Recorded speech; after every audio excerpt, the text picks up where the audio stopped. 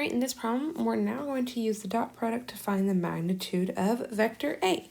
So what I was saying in the previous video is that the last property is the dot product and vector magnitude relationship.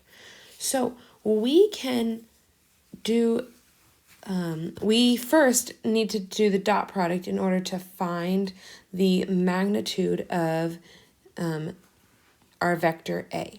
So what we're doing with that is what we're going to do is, so -5, 12, dot, -5, 12.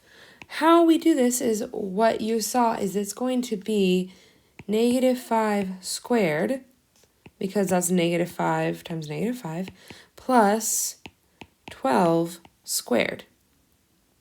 And that's going to equal our A squared. So when we do that, we go ahead and we see 169 is the magnitude of vector A squared, but we don't want it squared, we just want the magnitude of vector A, and that gives us 13. So we literally just did the Pythagorean theorem, so that was that connection back to the beginning. If we are doing the dot product of a vector of itself, you find the magnitude. And so magnitude we have talked about in prior sections. So let's just do another example. B. So B is 12 and 16. I'm going to make that part B and vector B. So if we need to find the magnitude of it, we're going to go ahead.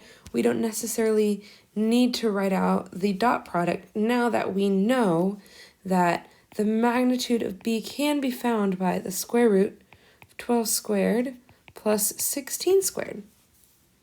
12 squared plus 16 squared, and then is 400. Take the square root of that, and that gives you 20. So once again, not super difficult, but it does take a little bit of time.